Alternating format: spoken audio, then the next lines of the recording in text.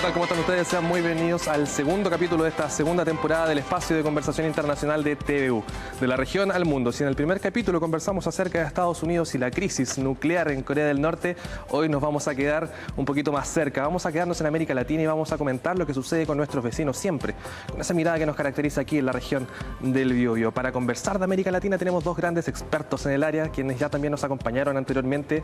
Vamos a ver cuáles son las perspectivas, si es que cambian las opiniones también desde un programa a otro. Dani Monsalves, muchas gracias por estar junto a nosotros, doctor en Historia, académico del Departamento de Historia de la Universidad de Concepción. Gracias, Javier. Y también nos acompaña Sergio Toro, doctor en Ciencia Política, director del Centro de Información para la Democracia de Modata y también académico del Departamento de Administración Pública de la UConce. Hola, Javier, gracias por la invitación. Sí, y ya nos pudimos juntar los tres hace un tiempo para hablar de América Latina. Tenemos que volver a conversar sobre lo que sucede en Venezuela. En ese momento, cuando nos juntamos, hablamos del anuncio de la Asamblea Constituyente de Nicolás Maduro, que hoy ya es una realidad. ¿Qué perspectivas podemos entregar ya a 2-3 meses desde que pudimos hablar en primer orden acerca de esos temas? Bueno, como lo conversábamos en ese programa de la primera temporada de la región al mundo, coincidíamos en que Venezuela en los últimos años estaba en una permanente crisis, ¿no es cierto? En una crisis que por distintas razones, digamos, tanto por la gestión, digamos, de Maduro o del régimen madurista, como algunos lo señalan, por otro lado por las estrategias que ha impulsado la oposición, la variopinta oposición venezolana, pero particularmente en el caso de esta Asamblea Constituyente que finalmente Maduro logró imponer y llevar a la práctica, da la sensación así a primera vista de que finalmente logró llevar a cabo lo que se propuso. Y en esta pasada la oposición ha resultado una vez más afectada, tocada y con muy poco margen de acción. Incluso ha logrado algo el régimen de Venezuela, que es provocar determinadas tensiones al interior de la MUD, particularmente del oficialismo. Claro, sí, y también dentro del oficialismo.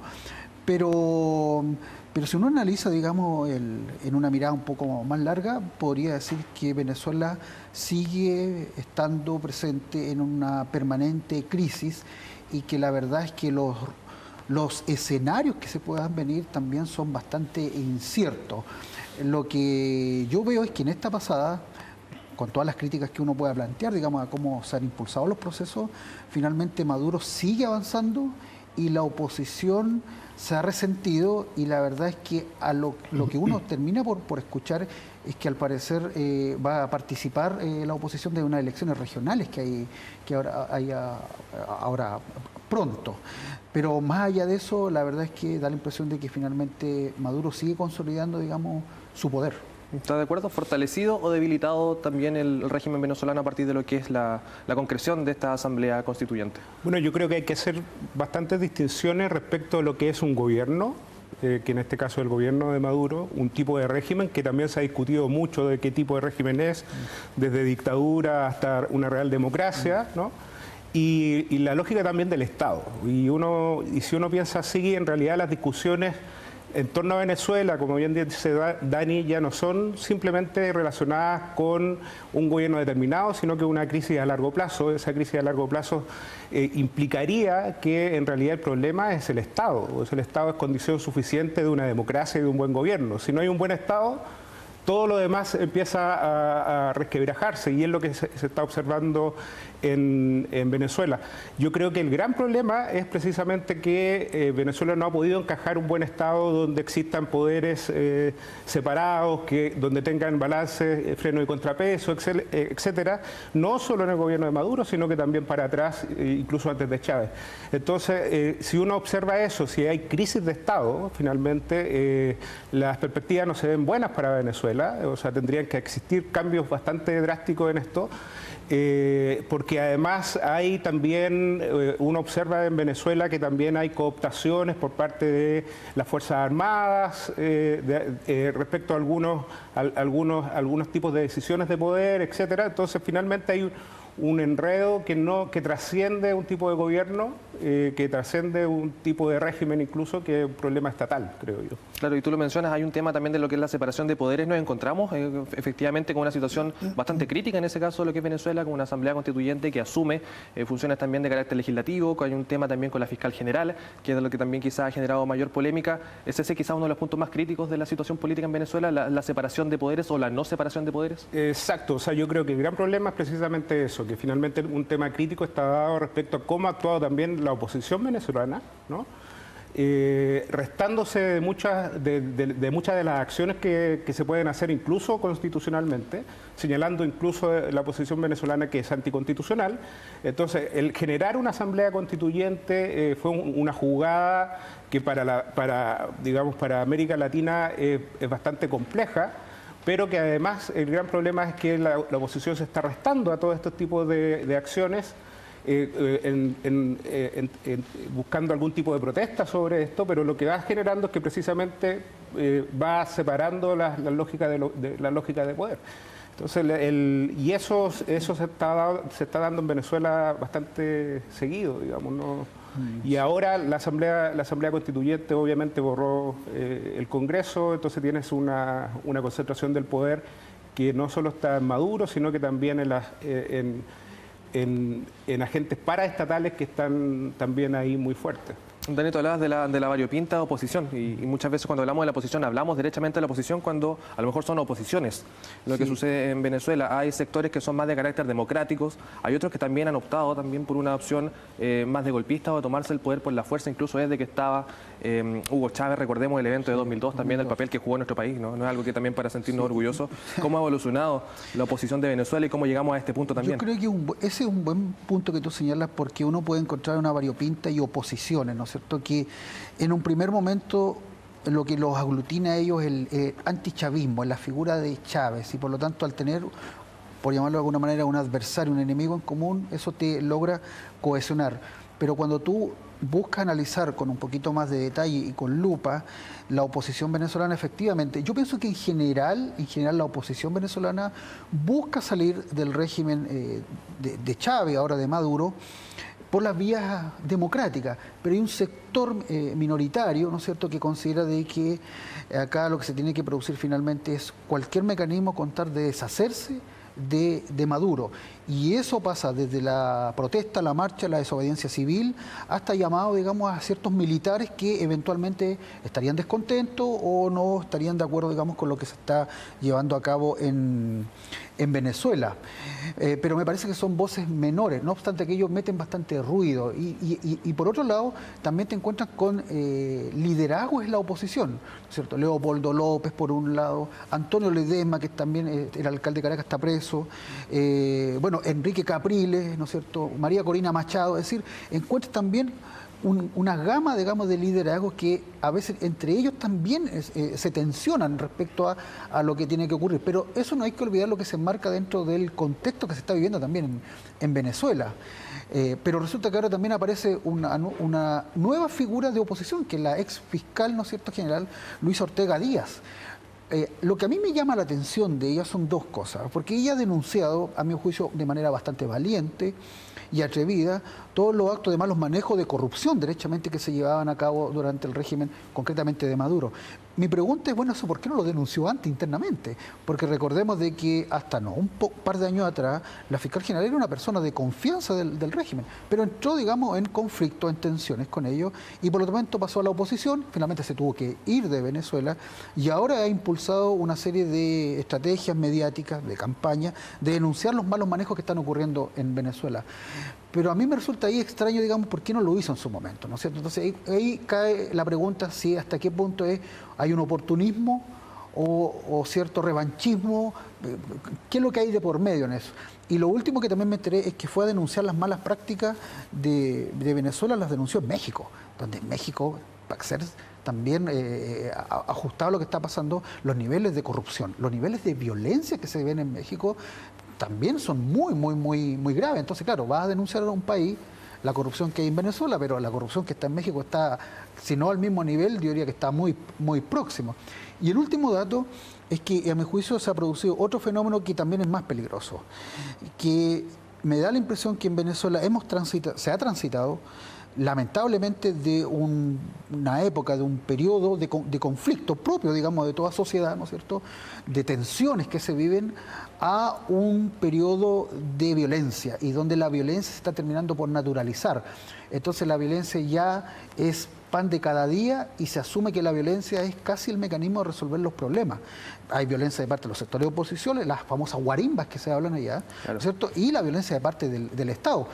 Pero en este caso, indudablemente, que la mayor responsabilidad es del propio Estado. Cuando reprime el Estado, ¿cierto?, o sea, toda violencia es condenable, pero cuando viene desde el Estado es aún más condenable y peligrosa todavía.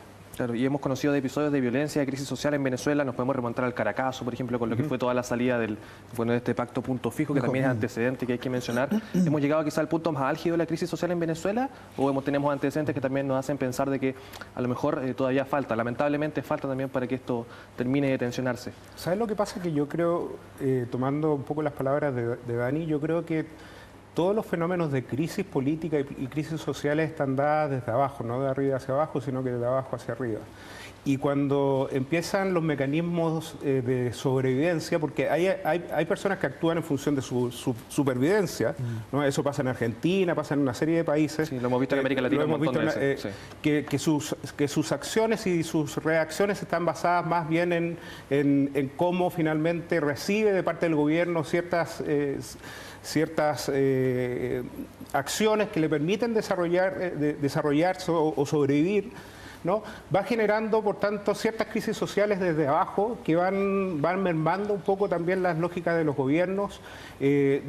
Hugo Chávez supo mantener bien esas bases sociales, y lo que no está haciendo Maduro es precisamente eso, no manteniéndolas bien, y por tanto empiezan a surgir divisiones societales entre, digamos, las zonas más empobrecidas, y eso es el gran problema que se está generando ahora. También es importante recalcar, hay un académico peruano que se llama Carlos Meléndez, que habla respecto de las anti-identidades, ¿no? Que finalmente América Latina no se guía sobre la base de partidos tradicionales, como eran anteriormente, sino que se guía sobre la base de rechazos a, ¿no? Esos rechazos a pueden generar la llegada de gobiernos como los de Maduro, pero también pueden generar la permanencia de esto, ¿no? Porque las antiidentidades finalmente lo que van generando es agrupaciones de grupos que no están totalmente de acuerdo y que por tanto se descoordinan bastante rápido, ¿no? Y es lo que está pasando en Venezuela. Finalmente Maduro ha logrado jugar con una antiidentidad poco coordinada, que le ha permitido seguir adelante, y que incluso el mundo no tenga la capacidad suficiente como para condenar derechamente el régimen. Y ese es un problema, creo que bastante grave, y que creo que puede seguir escalando incluso, más que manteniéndose. Muy breve, porque nos tenemos que ir a la pausa, Dani. Si tuviéramos que pensar quizás en un proceso de salida o de que esto empiece a atenuar, ¿lo es posible? ¿Es muy complejo todavía? Tenemos que esperar, ciertamente. Sí, yo diría que en la actual situación es bastante complejo, porque yo creo que a lo que le queda a la oposición es tratar de jugar con las reglas que actualmente hay. No veo otra salida, digamos. Porque, a mi juicio, lo que hay actualmente, hoy, en 2017, en Venezuela es un régimen cívico-militar, donde las Fuerzas Armadas son las que sostienen a ese gobierno. Y mientras las Fuerzas Armadas se mantengan ahí unidas, monolíticas, va a ser muy difícil que el régimen pueda caer o se pueda producir un quiebre. Perfecto. Vamos a seguir conversando también de lo que sucede un poquito en Venezuela. Nos vamos a ir también por América Latina. Vamos a recorrer el barrio, pero eso en el segundo bloque de La Región al Mundo. No se mueva de las pantallas de TVU. Estamos de vuelta aquí, estamos haciendo de La Región al Mundo con nuestros invitados, Dani Monsalve, Sergio Toro. Hablamos de América Latina, ya conversamos bastante sobre Venezuela, vamos a hacer un pequeño recorrido. Partimos en Colombia, es la noticia quizás de la semana, todo lo que hay, todas las expectativas que hay alrededor de la visita del Papa, pero con un tinte político, ¿no? Precisamente con un tinte religioso. Se espera que entregue un apoyo irrestricto a lo que es el proceso de paz, a lo que son el proceso también de la FARC politizándose, siendo parte del escenario partidario. ¿Cómo lo ves tú, Sergio? A lo mejor inimaginable hace algunos años pensar que las Fuerzas Armadas Revolucionarias de Colombia iban a cesar en sus acciones y iban a ser parte del cuadro político electoral en Colombia. Sí, es importante destacarlo y también comentarlo. Sí, los procesos de paz en realidad tienen alrededor de 34 años, digamos, no es este el primer proceso de paz que ha existido en Colombia. la llegada del Papa, bueno, el Vaticano en general llega muchas veces a reforzar, en contextos católicos, a reforzar un poco esos procesos.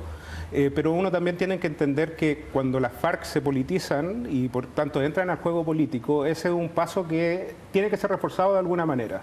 Hay investigaciones, la Sarah Zuckerman, por ejemplo, señala que los anteriores procesos de paz habían tenido el gran problema de que en los momentos de desarme quedaban los grupos locales, digamos, cohesionados y por tanto esos grupos locales comenzaban de nuevo a generar acciones de guerrilla y por tanto se descalabraban, ¿no?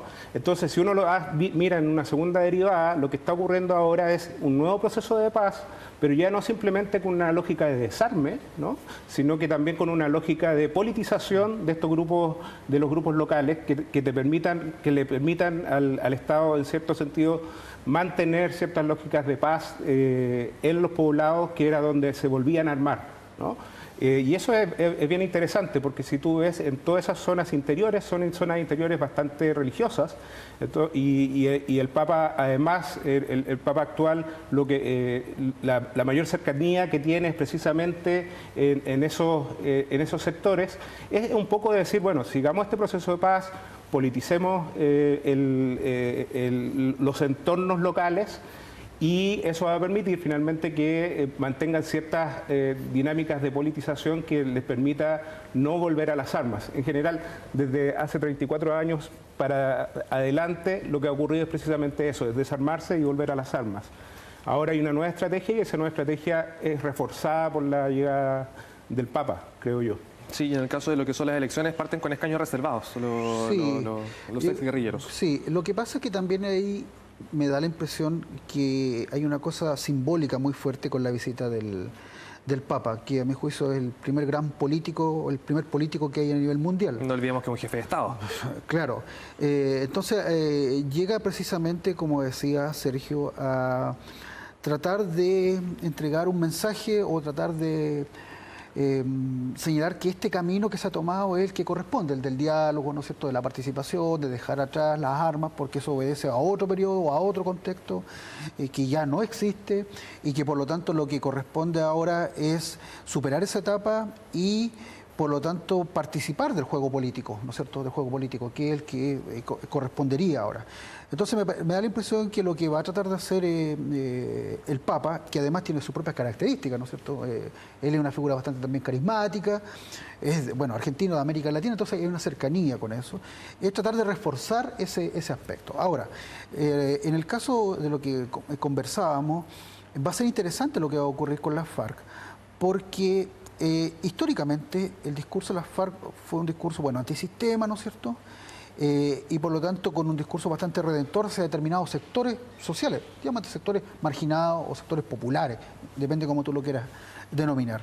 La pregunta va a ser si ese discurso que enarboló en algún momento las FARC, pero que se restó de participar del proceso porque consideraba que era la vía armada, la vía violenta, el camino más apropiado, ahora, en otra situación, en otra realidad, vamos a ver si ese discurso que ellos tenían finalmente cala, digamos, en estos sectores, o finalmente era simplemente una verborrea propia de la época, de muchos grupos que existieron, y que, bueno, la FARC fue uno de los que más perduró en el tiempo, y finalmente todos estos sectores a los cuales ellos pretendían llegar y dirigirse, realmente no les van a entregar ningún apoyo, o efectivamente, en la práctica, sí van a tributar un apoyo, digamos, para que tengan una representación política y los representen a ellos, digamos, en las instancias que corresponden. Yo creo que hay una buena pregunta y una buena interrogante respecto a lo que va a pasar. Y en ese escenario, digamos, la figura, digamos, de Francisco, insisto, más simbólicamente, va a jugar un rol clave, digamos, para señalar en esta prédica de que, bueno, este es el camino, todos somos hermanos y los tenemos que amar, y etcétera, etcétera.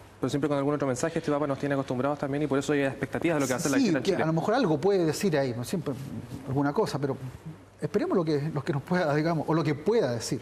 Esperemos. Sergio Toro, Argentina. Cristina Fernández vuelve, resulta victoriosa después de unas elecciones bastante convulsas también. ¿Se repliega el kirchnerismo? Si con una Cristina Fernández en el Senado a lo mejor podemos hablar de una posición más contundente de lo que es el gobierno de Macri y proyectando lo que van a ser unas futuras elecciones presidenciales. ¿Cómo lo ves tú? Sí, bueno, la figura de Cristina es bastante fuerte. sobre todo si está precisamente en el centro de gobierno, digamos, y hace que finalmente exista una tensión bastante más fuerte entre la gente de Macri y los kirchneristas en general.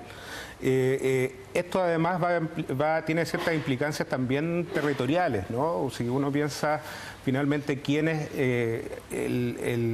van determinando en la política argentina, quiénes van determinando los triunfos, son precisamente los lugares poblados, o sea, populares a través de los punteros. Y los punteros son personas que finalmente acuden y ven, dependiendo cómo esté la lógica de distribución, digamos, para tomarla y transmitírsela a los votantes. Entonces, el hecho de que Cristina esté cerca del macrismo también va a significar un control mucho más acabado respecto a esta lógica política argentina. La lógica política argentina no es de arriba hacia abajo de nuevo, sino que tiene muchos intersticios de bases populares que van determinando finalmente las elecciones. Es muy distinta a la chilena, si miramos también de la lógica de coaliciones, de cómo funcionan ideológicamente, cómo se sitúan, es algo que a nosotros quizás nos cuesta entender históricamente lo que es la política argentina. O sea, tenemos desde Menem, ¿no? Un peronismo que implementó reformas estructurales fuertes, altas privatizaciones, hasta los K, digamos, que son personas que mantienen cierta base popular fuerte, y que buscan precisamente mayor estatización, el control del Estado, etcétera. De nuevo, a diferencia de Venezuela, que son oposiciones variopintas, aquí tenemos, ahora es una oposición, pero variopinta, digamos, ¿no? Sí. Con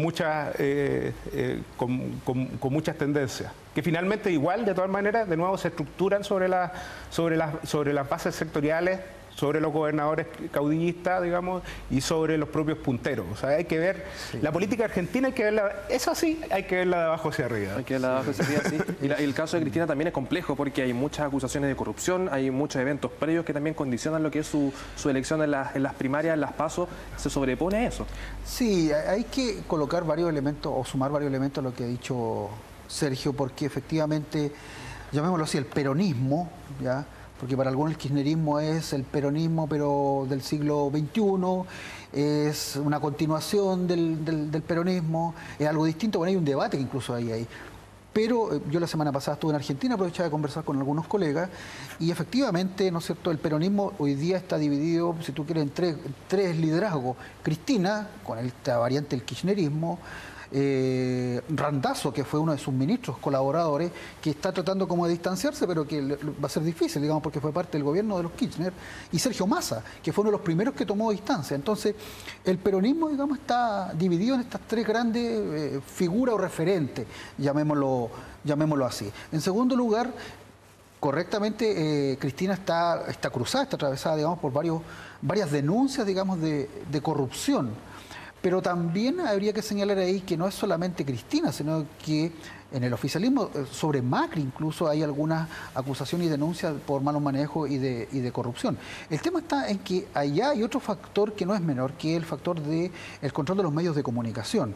Entonces, va a depender también mucho de lo que tú leas. Si lees La Nación, lees El Clarín, por supuesto va a haber una crítica y un cuestionamiento al kirchnerismo, al peronismo, digamos, más en la variante de los Kirchner. Claro, en Página 12 quizás encuentra. Pero si lees Página 12 o Tiempo Argentino, ¿no es cierto?, vas a encontrar una crítica al oficialismo, en este caso a Macri, a Cambiemos. Entonces va a depender mucho de eso. Pero en general allá los niveles, digamos, de cobertura que hay hacia el oficialismo son bastante generosos, hay bastante loa. Ahora, también ahí en el caso de Cristina, porque ella va a competir en la capital, en Buenos Aires, y ahí, como lo conversábamos antes de entrar al programa o de iniciar el programa, ese generalmente es un bastión de los sectores más bien, llamémoslo así, de derecha, coloquémoslo entre comillas, porque hablar de derecha e izquierda en Argentina no es la lógica de acá, digamos.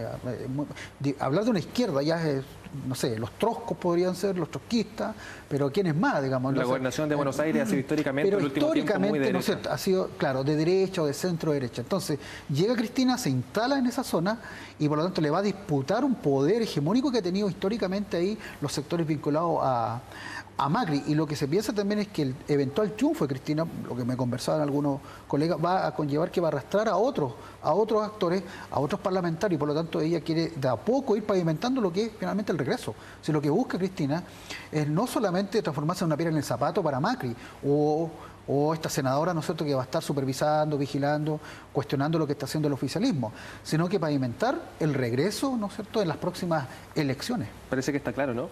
Que ya a años de que tengamos próximas elecciones ya tenemos claro por lo menos quién va a ser una de las fuerzas que va a competir con la derecha en Argentina. Así es. Bueno, toda esta lógica territorial que estoy hablando hace que finalmente los candidatos sean inimputables, digamos, en términos... digamos, judiciales. En cierto sentido... de probidad, como que el discurso que no cala. Porque finalmente un discurso, o sea, las lógicas de probidad son discursos que están, de nuevo, desde la perspectiva de las lógicas de poder, pero finalmente las dinámicas políticas argentinas son dinámicas de intercambio, ¿no? Entonces hace que finalmente eso no afecte en términos de popularidad a nadie. Sí. Y ese yo creo que es la principal fortaleza de Cristina Kirchner, digamos. O sea, independiente Macri saque cuestiones, digamos, sus trapitos sucios al sol, digamos, no va a ocurrir una merma electoral en ella, e incluso es más, puede llegar a reforzarla, digamos. Pero fíjate, sí, un poco cortito, no, por favor. Fíjate que así como señalábamos que en Venezuela la violencia se está como naturalizando, entonces es como un proceso, en Argentina ocurre que la corrupción se ha terminado por como naturalizar. Porque cuando tú conversas con el ciudadano, con el taxista, con cualquiera, ¿no es cierto?, el discurso es que aquí son todos corruptos, ¿no es cierto? Es corrupto el sindicalista, es corrupto el político, son corruptos los medios, y por lo tanto como que ya nos sorprende, o sea, que aparezca una denuncia de que, no se pusieron negocios truchos, estando en el gobierno, que el otro se benefició con una empresa.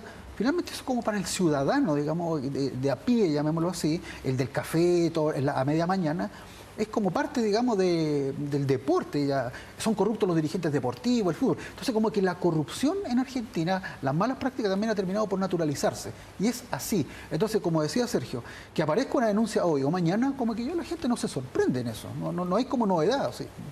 No es curioso eso. 30 segundos porque comprometimos que también íbamos a conversar un poco de lo que sucedió con la reforma migratoria, con lo que se viene en Estados Unidos, con México. ¿Qué podemos esperar de América Latina? ¿Tiene que presentarse con una posición un poco más fuerte frente a lo que sucede con México? La amenaza de deportar a mucha gente de forma masiva, de la construcción del muro. Hemos sido un continente pasivo. Muy breve, por favor, para terminar. Yo creo que debe pronunciarse, pero va a continuar siendo un continente pasivo respecto a lo que está desarrollando Estados Unidos en la lógica de deportación, fundamentalmente porque no compromete a toda América Latina. La mayor parte de las deportaciones van a ser de mexicanos, digamos, y eso implica finalmente que no sea, a pesar de que América Latina pueda pronunciarse, no va a tener no va a generar una fuerza común hacia esas políticas de Estados Unidos, creo. ¿Dani? Sí, coincido. Yo creo que más allá de algunas declaraciones que van a aparecer, lo peligroso, lo nocivo, lo malo de esto, yo no me imagino a los países, el resto de los países haciendo una especie de causa común con México, porque en esto de las relaciones internacionales hay muchas cosas de por medio y no me imagino, no veo, digamos, más allá de que quizá algún presidente aparezca señalando ahí, pero no veo, digamos, haciendo causa común con México particularmente, y en una crítica abiertamente no sé, amenazando con romper relaciones, ese tipo de cosas. No la veo por ningún lado. Dani, una invitación, aprovechemos. Sí, quiero hacer un libro esta próxima semana. Correcto. Sí. El día martes 12 a las 19:30 horas me corresponde presentar un libro que es sobre, a propósito del 11 de septiembre, chileno, sobre el golpe de Estado en Concepción. Va a ser a las 19:30 horas en el auditorio de la universidad, así que están todos y todas invitados. Asistencia libre, por supuesto. Ahí vamos a estar. Muchas gracias, Dani, por estar junto a nosotros, también por la invitación. Gracias. También. Muchas gracias por tu tiempo y tus clarificaciones y a ustedes por preferirnos. Y recuerde que este capítulo lo puede revivir a través de tvu.cl. Nos volvemos a encontrar. Hasta pronto.